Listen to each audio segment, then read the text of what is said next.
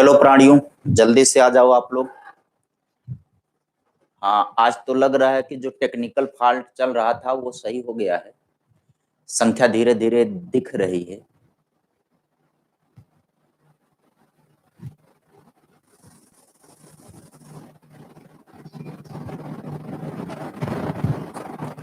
चलो जल्दी से आप लोग आ जाओ, फटाक से लाइव आओ।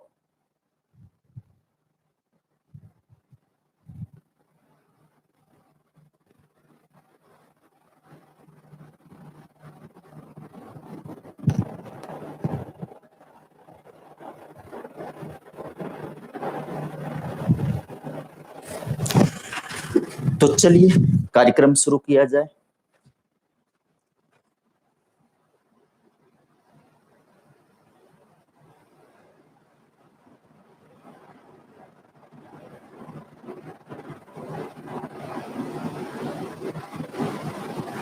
चलिए, आप सभी को गुड इवनिंग, शुभ संध्या, स्वागत है।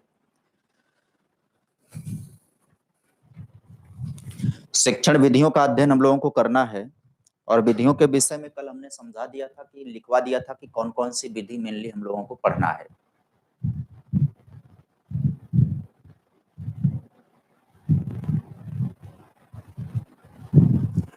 चलो, तो कुछ लोगों का मैसेज हमारे तक आया है, विभिन्न माध्यमों से मैसेज आया है कि क्या सुपर टेट को लेकर के तमाम सारा, जब तक यूपी टेट का पेपर नहीं हो जाएगा तब तक वेबसाइट ब्लॉक नहीं होगी। ये सब जानकारी अजय बाबू हमको तो नहीं है फिलहाल, है ना।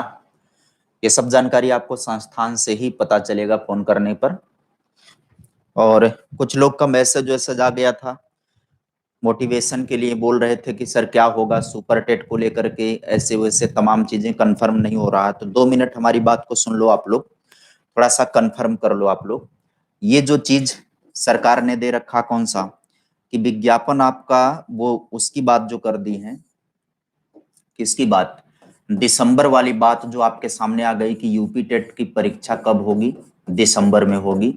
ऐसा एक दिन न्यूज में चला, ठीक है।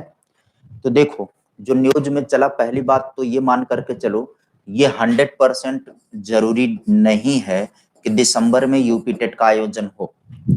पहले भी हो सकता है, यूपी टेट का आयोजन पहले भी हो सकता है।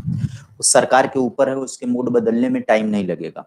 अगर सरकार को लगेगा कि उसे सुपर टेट की भर्ती करवानी है, परीक्षा करवानी है, तो ये यूपी टेट जो है ना, ये खिसक करके आपका अक्टूबर में आ जाएगा, नवंबर में आ जाएगा। ये 2 मंथ रहेंगे, अक्टूबर और नवंबर इसके लिए मोस्ट इंपॉर्टेंट समय है। और मान लो कि अगर आपका दिसंबर में भी आयोजन यूपी टेट की बात कर दी जाती है, तो दिसंबर में 5 दिसंबर के पहले तक या पहले हफ्ते में, दिसंबर के पहले हफ्ते में यूपी टेट का आयोजन हो जाएगा।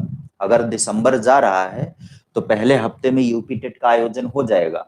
और सरकार चाहेगी तो 25 दिन का समय दे करके, क्योंकि यूपी टेट उधर आएगा, 3 दिन में आंसर की दे देंगे, 1 दिन 2 दिन समय देंगे आपत्ति का, उसके बाद 10 दिन के भीतर भीतर रिजल्ट दे देंगे। तब तक तुरंत उसके बाद आवेदन 7 दिन में आवेदन करवा लेंगे सुपर टेट का। हर बार यही हुआ है, बहुत जल्दीबाजी में। और 25 दिसंबर से लेकर के 28 दिसंबर इत्यादि जो संडे पड़ेगा या उधर कोई भी डेट पड़ेगा, उसी में सुपर टेट का ये डेट दे सकते हैं, बहुत आसानी से करवा सकते हैं। और कुछ बच्चों का कमेंट आ रहा है कि सर आचार संहिता उधर हो जाएगी।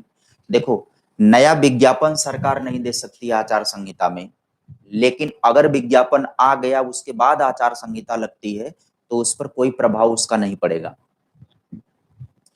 और आचार संहिता की बात रही, जो सरकार सत्ता में होती है उसके हिसाब से चुनाव आयोग होता है। कोरोना वोरोना की तमाम समस्या चली है, हो सकता है कि विधानसभा का जो वो ड्यू डेट है उसमें थोड़ा बहुत परिवर्तन भी हो सकता है, महीने 2 महीने का विलंब भी हो सकता है। तमाम विषम परिस्थितियां दिखा करके, बजट वजट की समस्या को दिखा करके महीने 2 महीने डिले भी हो सकता है। विपक्ष में इतनी ताकत है नहीं कि वो हंगामा करके सरकार को जबरदस्ती करवाए। तो अगर सरकार करने पर आएगी, अच्छा ऐसा देखो, जो पंचायत में वैकेंसी आई है, वो पंचायत की वैकेंसी चुनावी स्टंट है, लेकिन उससे बहुत ज्यादा फायदा सरकार को नहीं होने वाला है। उससे आलोचना हो रही है। निश्चित है कि सरकार अपनी किरकिरी को खत्म करेगी अध्यापक भर्ती परीक्षा के जरिए ही। निश्चित है कि विज्ञापन आएगा, ये बात मान करके चलो। निश्चित है विज्ञापन आएगा, निश्चित है कि एग्जाम होगा। अगर यूपी टेट का आयोजन दिसंबर में हो जाता है तो सुपर टेट का विज्ञापन होने के बाद फॉर्म भरा जाएगा, एक डेट भी आपको मिलेगी दिसंबर की। अगर कोई समस्या वहां पर नहीं आई तो उसका एग्जाम भी आपका करवा लिया जाएगा, और अगर समस्या आ गई तो फिर विधानसभा के चुनाव के बाद कार्यक्रम आगे बढ़ेगा, लेकिन विज्ञापन पहले ही आ जाएगा। विज्ञापन पहले लेकर के वो फॉर्म ले लेंगे, आवेदन ले लेंगे। इसके पीछे हमने कई कारण आपको समझाया था कि यहाँ से चुनावी समीकरण सरकार का बहुत जबरदस्त सिद्ध होगा। दूसरी चीज, यहाँ से बहुत अधिक धनराशि सरकार को मिलेगी, आवेदनकर्ताओं के द्वारा धनराशि सरकार को मिलेगी। तो तमाम कारण है बाबू, आप लोग पॉजिटिव बने रहो और पॉजिटिव होकर के पढ़ाई करते रहो। और अगर सरकार को लगा कि सुपर टेट का एग्जाम ना करवा करके हमको भर्ती ही कर देना है तो यूपी टेट के बेस पर भी वैकेंसी हो सकती है। ऐसा कोई नियम कानून है नहीं कि सुपर टेट का ही एग्जाम करवाया जाए, उसमें सरकार के ऊपर डिपेंड करता है कि वह कैसे नियुक्ति देती है। तो ये तमाम परिस्थितियां बन रही हैं और ये परिस्थितियां सफल रहेंगी, ये होगा काम।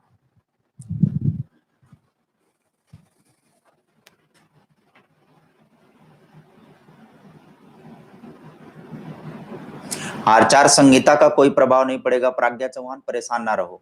विज्ञापन पहले निकल जाता है तो आचार संहिता का कोई मतलब नहीं रहता है,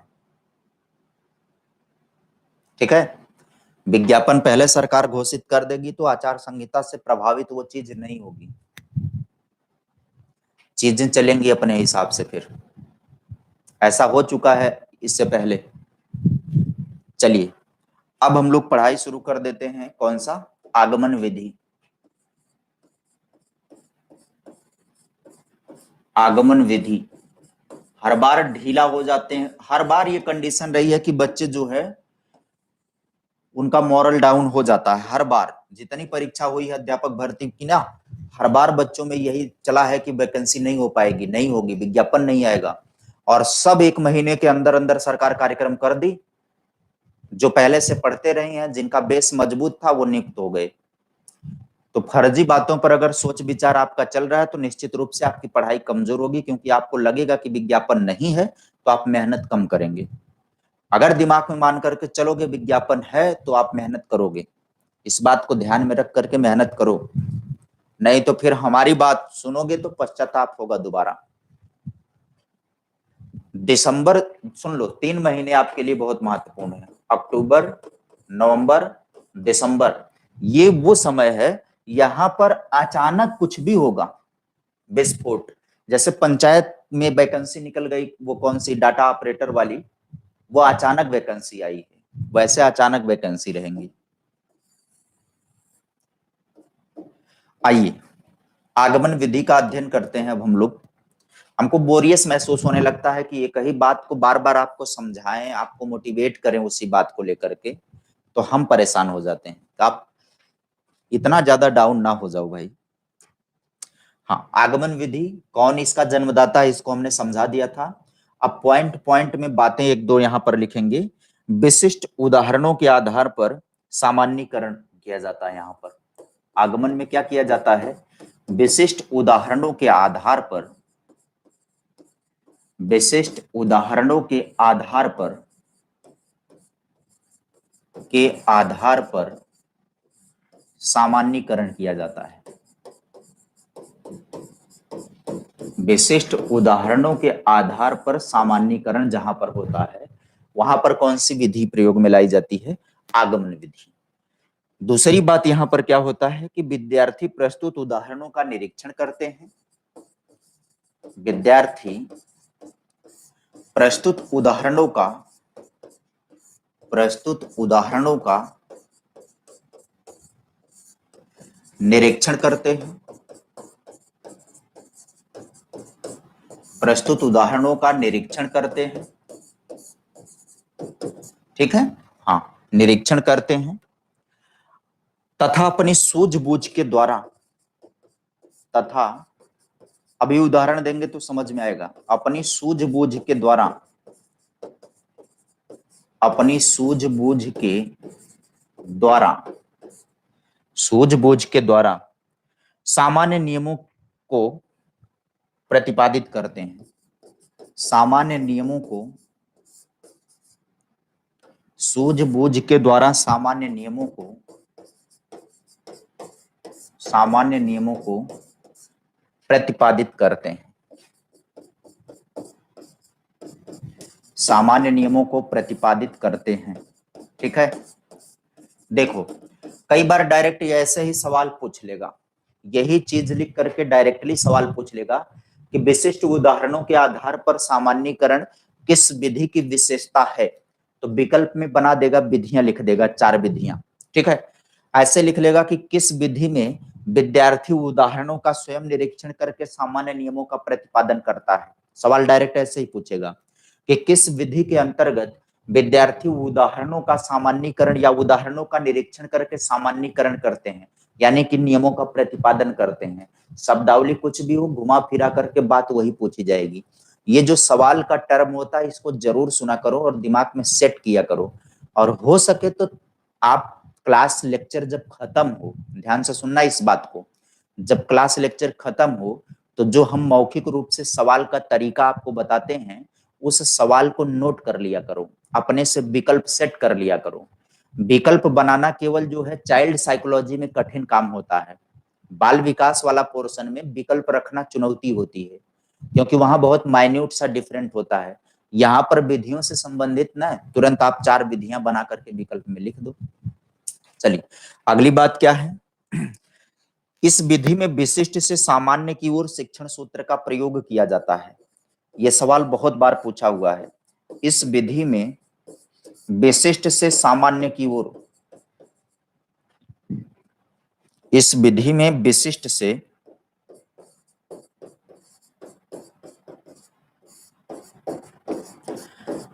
से सामान्य की ओर, सामान्य की ओर के शिक्षण सूत्र का प्रयोग किया जाता है। के शिक्षण सूत्र का प्रयोग किया जाता है।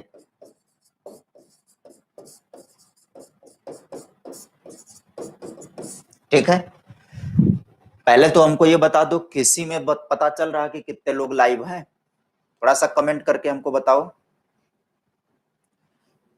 कमेंट करके हमको बता दो आप लोग कितने लाइव दिख रहे हैं आप लोगों को।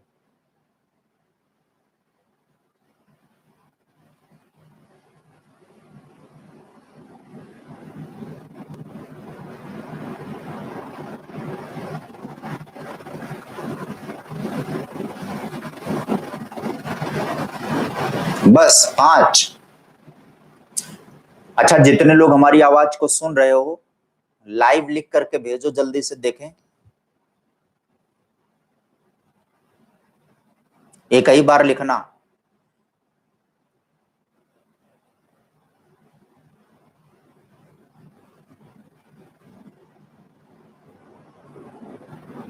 सब में अलग अलग संख्या दिखा रहा है, किसी में 25, किसी में 28, किसी में 27।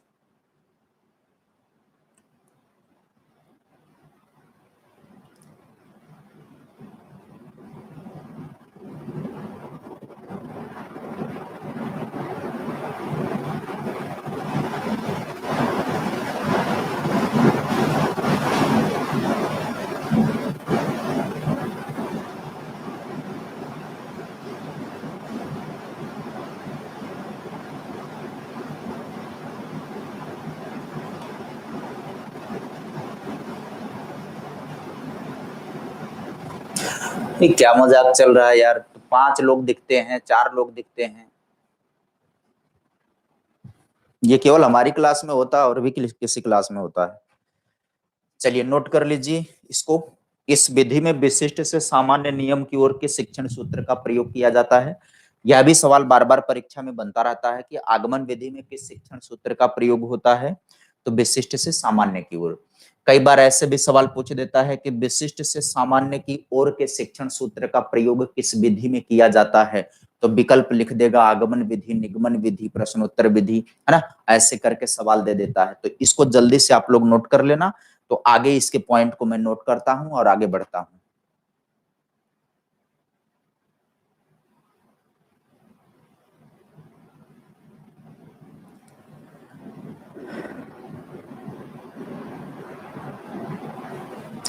चलिए आगे बढ़ेंगे फिर अगले पॉइंट पर। जल्दी से नोट कर लो आप लोग इसको। पहला क्या लिखे हैं कि विशिष्ट उदाहरणों के आधार पर सामान्यीकरण। दूसरा लिखे हैं विद्यार्थी प्रस्तुत उदाहरणों का निरीक्षण करते हैं तथा अपनी सूझबूझ के द्वारा सामान्य नियमों का प्रतिपादन करते हैं। और तीसरा लिखे हैं कि इस विधि में विशिष्ट से सामान्य की ओर के शिक्षण सूत्र का प्रयोग किया जाता है। अब अगला पॉइंट हम लिख देते हैं यहाँ पर, इस विधि में से शिक्षण करने पर शिक्षण कार्य धीमी गति से आगे बढ़ता है। इसकी कुछ एक होता है ना कि विधियों का कुछ फायदा होता है, कुछ विधियों के लाभ होते हैं, तो कुछ विधियों से हानि भी होती है। तो इस विधि से शिक्षण करने पर, इस विधि से शिक्षण करने पर, शिक्षण करने पर शिक्षण कार्य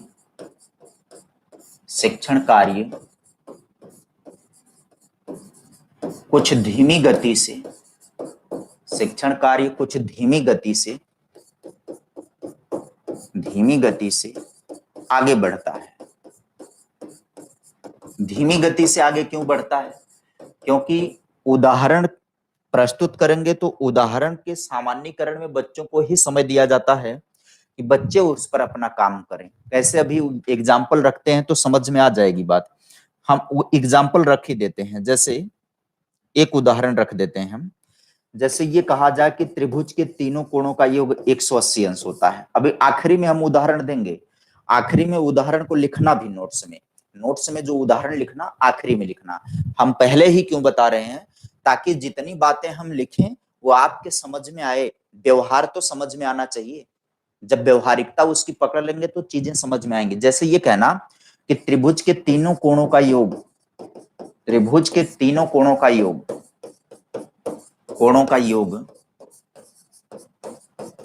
180 अंश होता है।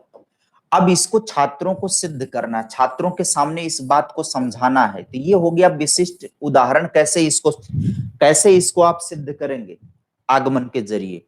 तो आप यहां पर क्या कर सकते हैं कि चाप के जरिए विभिन्न प्रकार के त्रिभुजों के बारे में बच्चों को नाप करके, कि बच्चे स्वयं के जरिए वो नापें, विभिन्न त्रिभुजों के कोणों को नापें और वो देखें कि त्रिभुज के कोणों का योग 180 अंश होता है कि नहीं होता है। तो टाइम टेकिंग प्रक्रिया होती है ना।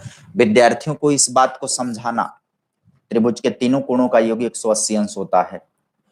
तो अलग अलग तरीके के त्रिभुजों को बना करके उसके कोणों को उनको नाप करके समझाना, या उनको स्वयं प्रेरित करना कि वो नाप करके विभिन्न को देखें। चलिए अगली बात को यहां पर हम नोट करते हैं। इस विधि में मंद बुद्धि के बालकों को कोई विशेष लाभ नहीं मिलता है ना। इस विधि में मंद बुद्धि के बालकों को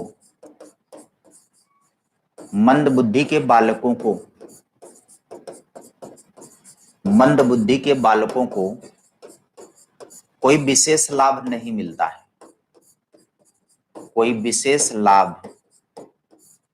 कोई विशेष लाभ नहीं मिलता है, क्योंकि वो कर ही नहीं पाएंगे, बकलोल टाइप के रहेंगे, है ना। मास्टर कहेगा कि त्रिभुज हैं, त्रिभुजों को चाप के जरिए आता था ना कि वो ड्राइंग बॉक्स नहीं, ज्योमेट्री बॉक्स जो हम लोगों का आता था, उसमें गोला प्रकार होता था, चांद होता था कि नहीं होता था।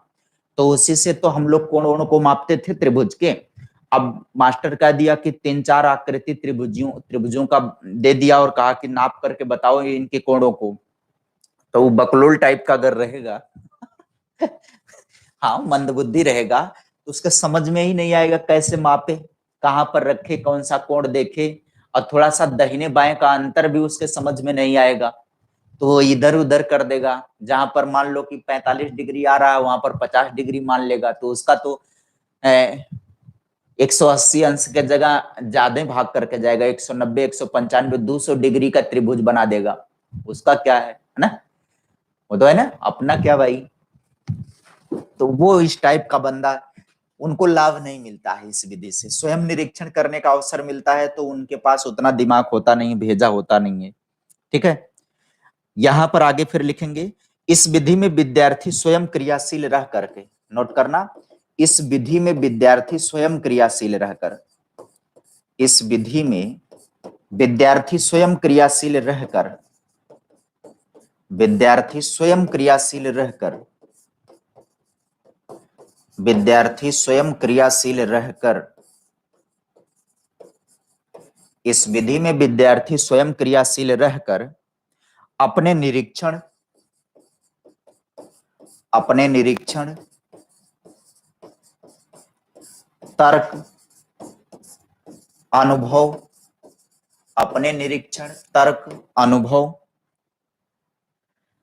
तथा विवेचन के आधार पर, तथा विवेचन के आधार पर, विवेचन के आधार पर, विवेचन के आधार पर उदाहरणों को संकलित करते हैं, उदाहरणों को संकलित करते हैं, उदाहरणों को संकलित करते हैं मतलब इकट्ठा करते हैं। एक त्रिभुज का बता दिया जाएगा तो बाकी त्रिभुजों का भी वो कोण माप सकते हैं। तो उदाहरणों को संकलित करते हैं, उनमें समानता देखकर किन्हीं सामान्य निष्कर्ष पर पहुंचते हैं। उनमें समानता देखकर, उनमें समानता देखकर, उनमें समानता देखकर किन्हीं सामान्य नियमों, किन्हीं सामान्य नियमों या निष्कर्षों पर पहुंचते हैं। नोट कर लेना इस बात को। इस विधि में विद्यार्थी स्वयं क्रियाशील रहकर अपने निरीक्षण, तर्क, अनुभव तथा विवेचन के आधार पर उदाहरणों को संकलित करते हैं, यानी कि बहुत से एग्जाम्पल उठाते हैं, उनका अध्ययन करते हैं और उनमें समानता देख करके किन्हीं सामान्य निष्कर्ष पर पहुंचते हैं। तो एक त्रिभुज हो गया, दो त्रिभुज हो गया, तीन त्रिभुज हो गया, चार त्रिभुज हो गया, तो सब में देखेंगे एक प्रकार की समानता है कि त्रिभुज की आकृति कोई भी हो,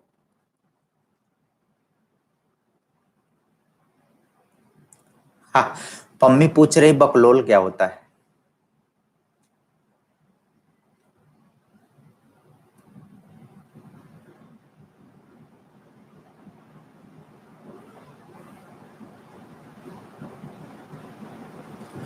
अमन कुमार पूछ रहे हैं कल वाले में जो कि भर्ती का, हाँ सर जी 87 लाइव है, बिल्कुल लाइव है, 87 हैं।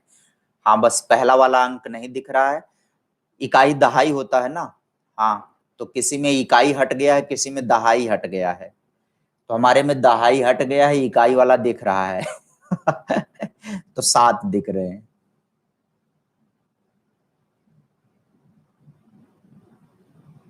हाँ प्रश्नोत्तरी लेकर के हम यूट्यूब पर मिलेंगे 8 बजे।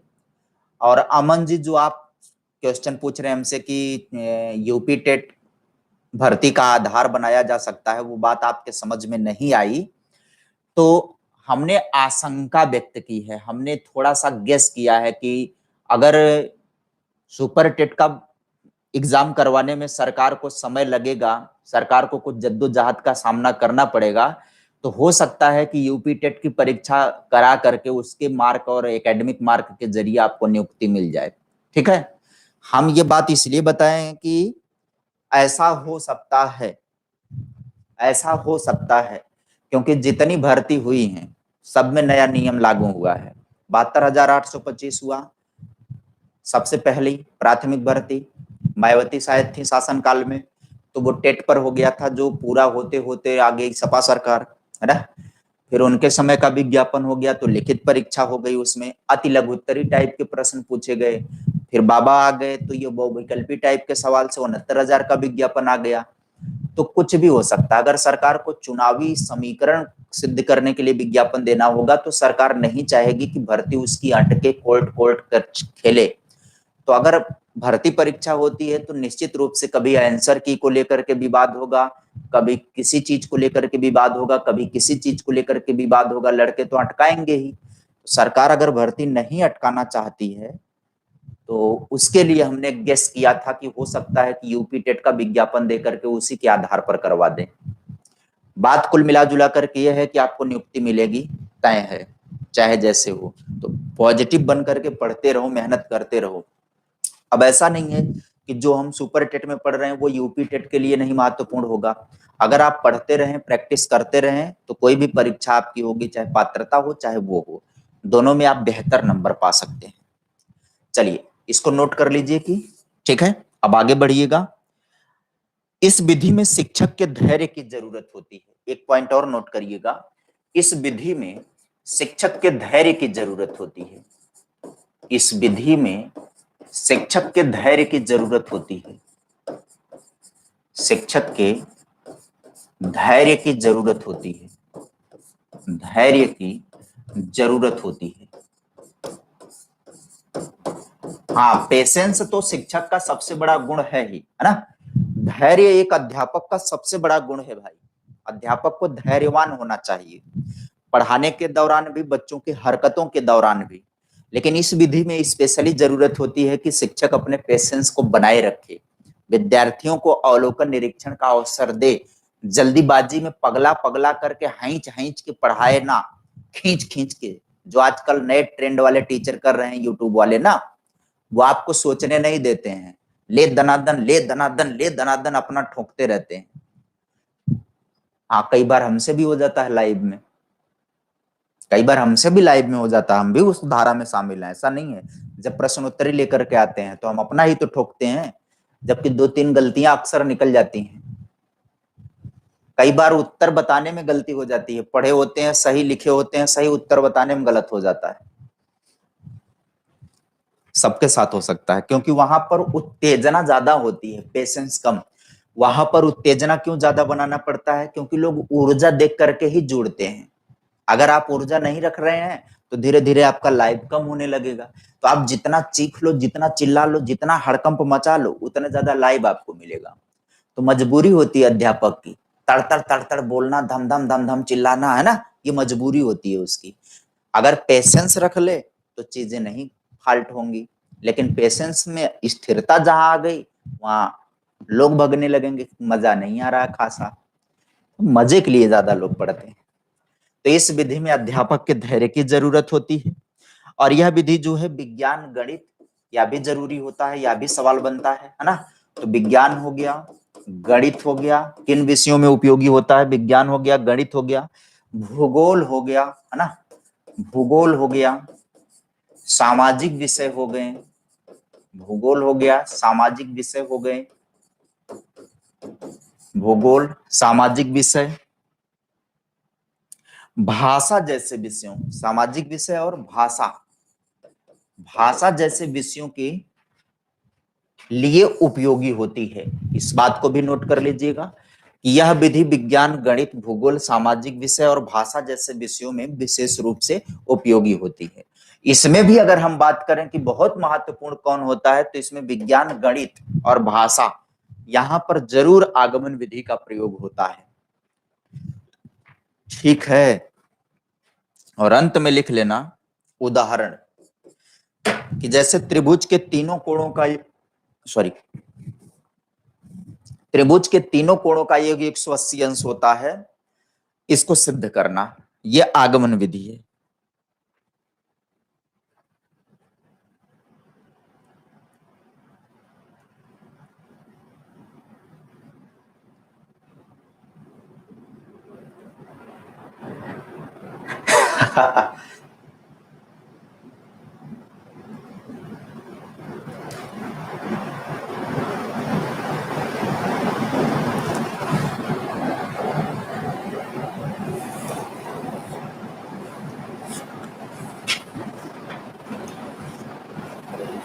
चलिए आगे बढ़ेंगे। अब निगमन विधि पढ़ लेते हैं।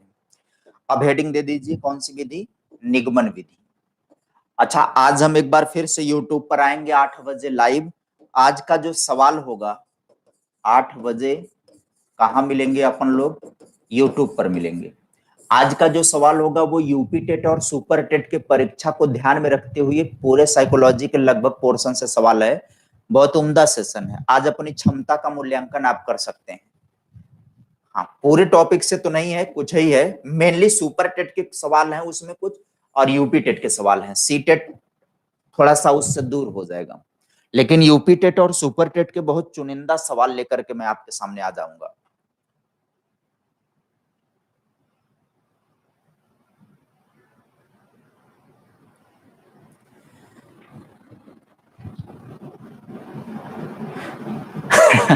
राधा गुस्सा आ रही हैं। राधा, यूपी टेट के सवाल होते हैं सुपर टेट के साथ साथ।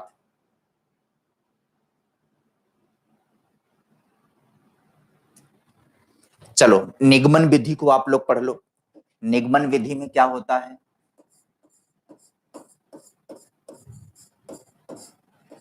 निगमन विधि आई, निगमन विधि आगमन का जस्ट उल्टा है ना? हाँ, आगमन विधि का जस्ट अपोजिट कौन है? निगमन विधि है। इसमें सामान्य नियम से विशिष्ट उदाहरण की ओर बढ़ा जाता है। किधर बढ़ा जाता है? सामान्य नियम से, सामान्य नियम से विशिष्ट उदाहरण की ओर, विशिष्ट उदाहरण की ओर बढ़ा जाता है। यानी कि इसमें सामान्य नियम पहले होता है और उसके उदाहरण बाद में प्रस्तुत किए जाते हैं। सामान्य नियमों से उदाहरण की ओर हम बढ़ते हैं।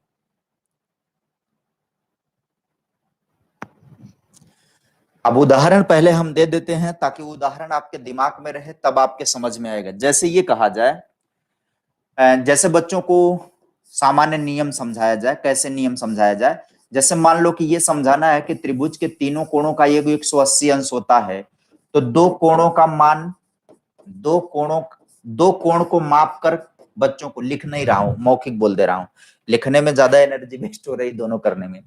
जैसे समझाना है, अभी उदाहरण आखिरी में लिखेंगे, लेकिन पहले उदाहरण समझ लो आप, ताकि जो जो टॉपिक लिखूं वो टॉपिक आपके समझ में आए। जैसे ये है कि त्रिभुज के तीनों कोणों का योग 180 अंश है, तो इसमें दो कोणों का मान बता करके तीसरे कोण को पूछना, दो कोणों का मान बता करके तीसरे कोण का मान पूछना। तो यही हो गया कि सामान्य नियम बता करके विशिष्ट उदाहरण की तरफ चलना हो गया, विशिष्ट की ओर चलना हो गया।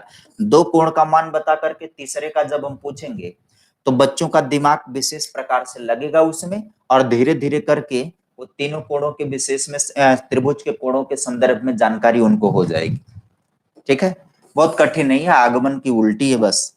वहां उदाहरण से नियम की तरफ बढ़ते हैं और यहाँ नियम से उदाहरण की तरफ बढ़ते हैं।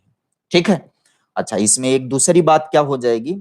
छात्रों के सम्मुख सामान्य नियम प्रस्तुत किया जाता है। इसमें इसमें पूरी बात लिख रहे हैं। छात्रों के सम्मुख, छात्रों के सम्मुख यानी कि सामने, छात्रों के सम्मुख सामान्य नियम प्रस्तुत किया जाता है।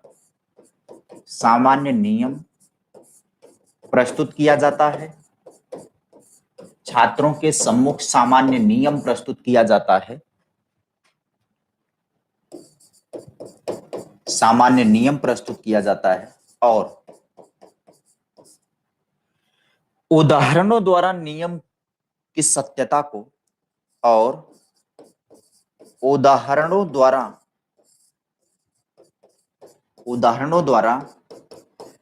नियम की सत्यता को, नियम की सत्यता को, नियम की सत्यता को प्रमाणित किया जाता है।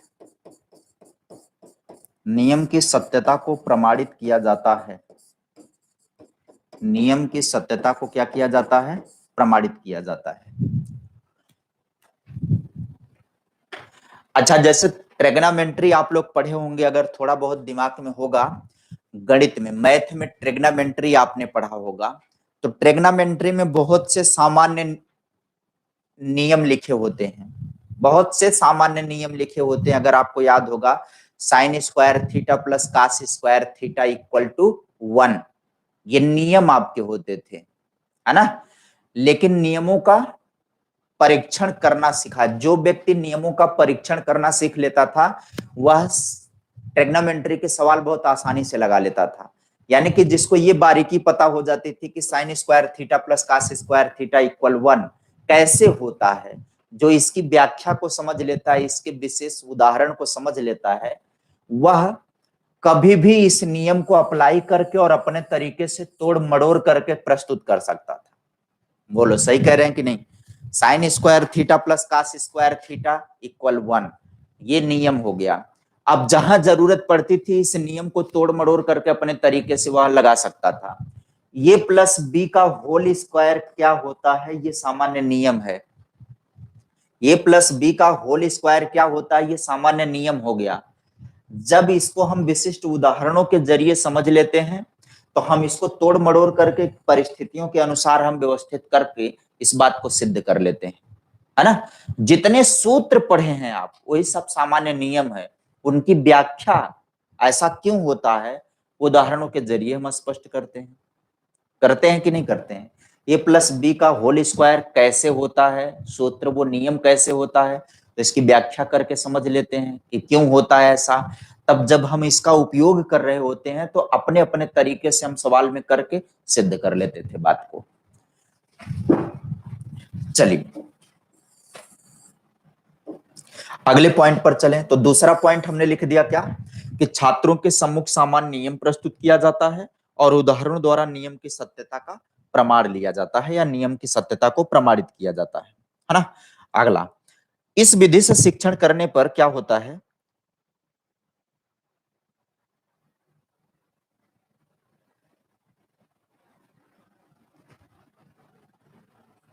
इसमें शिक्षण की क्रिया तीव्र गति से आगे बढ़ती है। ये नोट कर लेना, इसमें शिक्षण की क्रिया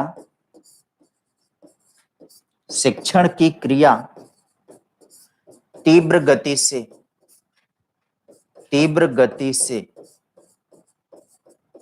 आगे बढ़ती है। शिक्षण की क्रिया तीव्र गति से आगे बढ़ती है। शिक्षण की क्रिया तीव्र गति से आगे बढ़ती है। अब एक बात मैं यहां पर समझा देता हूं, दूसरा पेज लेता हूं और थोड़ा सा कान खुला रखो और बहुत सावधानी से सुनो मैं क्या बताने जा रहा हूं। बहुत उम्दा उदाहरण देकर के चीज समझाने जा रहा हूं आपको।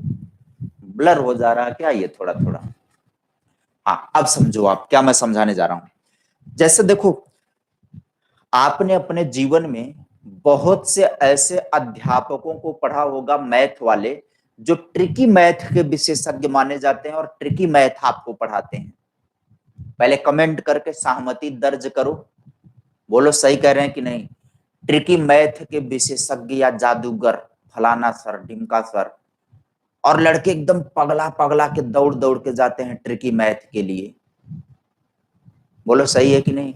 लेकिन एक बात सुनना, ट्रिकी मैथ जो लोग पढ़ाते हैं वो किस विधि का प्रयोग करते हैं? निगमन विधि का प्रयोग करते हैं, आगमन का नहीं। उसमें सामान्य नियम और सवाल का समझा देते हैं, बहुत फास्ट क्रिया होती है उसमें। छात्र क्रियाशील नहीं होता है उसमें, आप क्रियाशील नहीं होते हैं।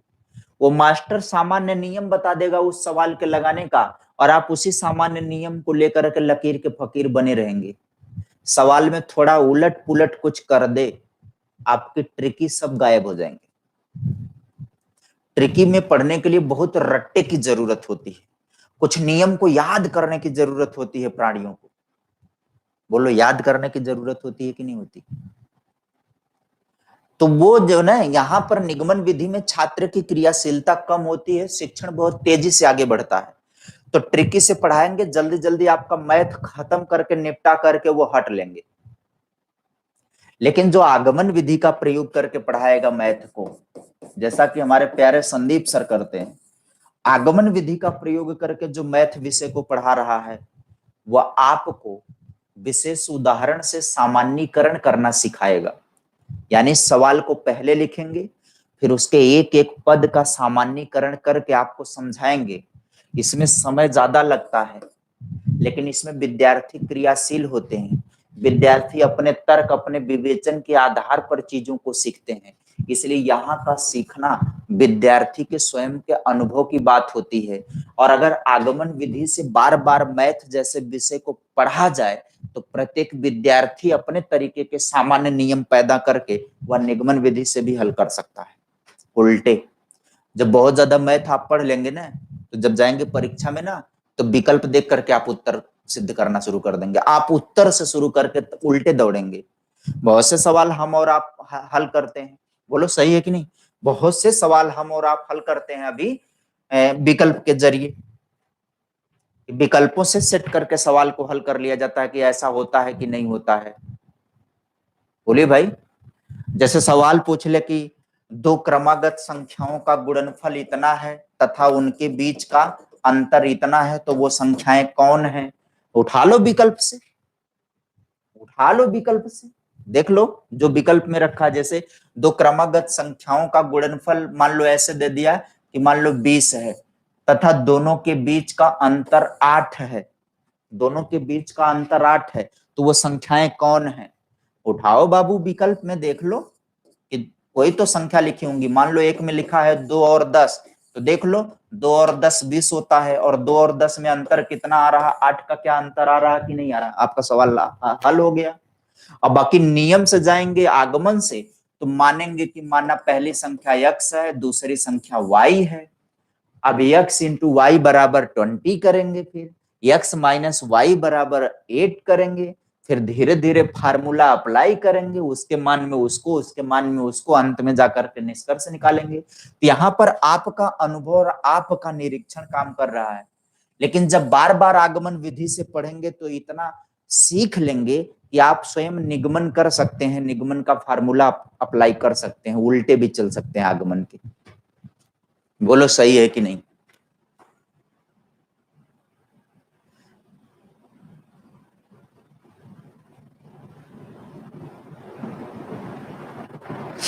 चलो फिर तो अगली बात को यहाँ पर नोट कर लेते हैं। यहाँ पर अगली बात क्या है? हाँ, शिक्षण की क्रिया तीव्र गति से आगे बढ़ती है। सामान्य से निम्न विद्यार्थियों के लिए भी यह उपयोगी विधि होती है ना? या सामान्य विद्यार्थियों के लिए भी उपयोगी विधि होती है। पहली बात यह है, क्योंकि यहाँ पर देखो ना कि नियम को दिमाग में बैठाने की जरूरत है। नियम को दिमाग में बैठा लिया, आसानी से चीज हल हो गई। तो यह सामान्य और सामान्य से नीचे विद्यार्थियों के लिए भी उपयोगी विधि होती है ना? और अंत में लिख लेना, यह विधि गणित और क्या क्या सामाजिक विषय, विज्ञान, भूगोल, व्याकरण के शिक्षण में उपयोगी है। नोट कर लेना, यह विधि गणित, विज्ञान, सामाजिक विषय और व्याकरण के शिक्षण में उपयोगी होती है। बस यही आखिरी पॉइंट है। यह विधि गणित, सामाजिक विषय, विज्ञान और व्याकरण के शिक्षण में उपयोगी मानी जाती है। बस यहीं पर बात को खत्म करते हैं निगमन विधि से। अब अगली विधि हम अगर शुरू कर देते हैं, अभी पढ़ाना तो खत्म नहीं हो पाएगा, है ना? तो कल हम आगे बढ़ते हुए पढ़ाएंगे। प्रदर्शन विधि हो गया, खेल विधि हो गया, भ्रमण विधि हो गया। 2 दिन में हम सारी विधियों को खत्म कर लेंगे, तब इसके बाद क्रिया और आगे बढ़ेगी, स्पीड हो जाएगा थोड़ा सा। ठीक है, चलिए आज के लिए इतना ही।